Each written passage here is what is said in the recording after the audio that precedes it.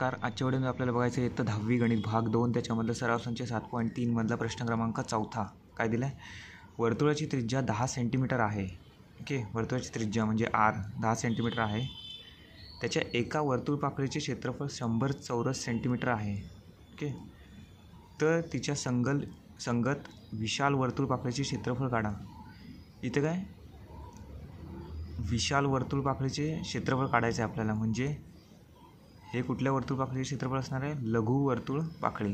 Okay, आणि लघु अधिक विशाल म्हणजेच काय? वर्तुळाचे पूर्ण वर्तुळ पाकळी म्हणजे वर्तुळ. तर इथे आपल्याला पाय बरोबर 3.14 घ्यायचं आहे. त्यांनी काय दिलं आहे? संगत विशाल वर्तुळ पाकळीचे क्षेत्रफळ आपल्याला दिलेलं आहे. तर प्रश्नामध्ये जेवढं काय दिलं आहे तेवढं आधी लिहून घेऊया. तर प्रश्नामध्ये काय काय दिलं आहे? वर्तुळाची त्रिज्या दिली R बरोबर 10 सेंटीमीटर. आणि इथे लघु वर्तुळ पाकळी का लिहिलं आहे? कारण विशाळ वर्तुळ पाकळीचे क्षेत्रफळ आपल्याला काढायचं आहे. म्हणजे दुसरी काय असणार आहे? लघुच असणार आहे. आणि दोघांची बेरीज म्हणजे काय असणार आहे? पूर्ण वर्तुळ असणार आहे. ओके,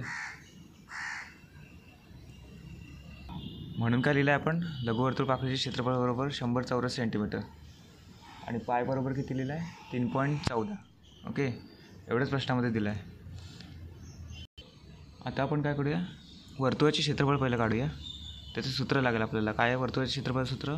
पाय वर्ग. ओके, तर पहिलं आपल्याला काय करायचं? वर्तुळाचे क्षेत्रफळ. ओके, वर्तुळाचे क्षेत्रफळ काढून झाल्यानंतर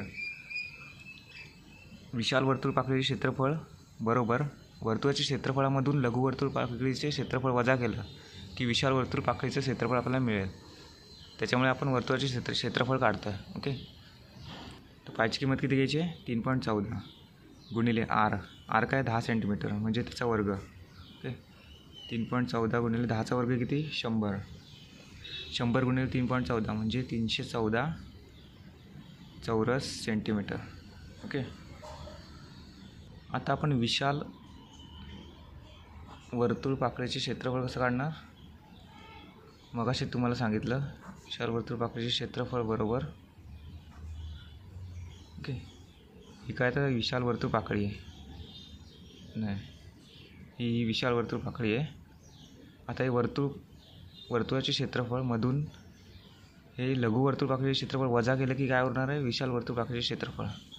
म्हणजेच काय? विशाल वर्तुळ पाकळीचे क्षेत्रफळ बरोबर वर्तुळाचे क्षेत्रफळ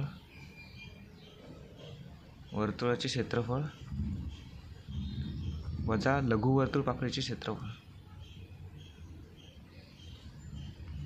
म्हणजेच काय?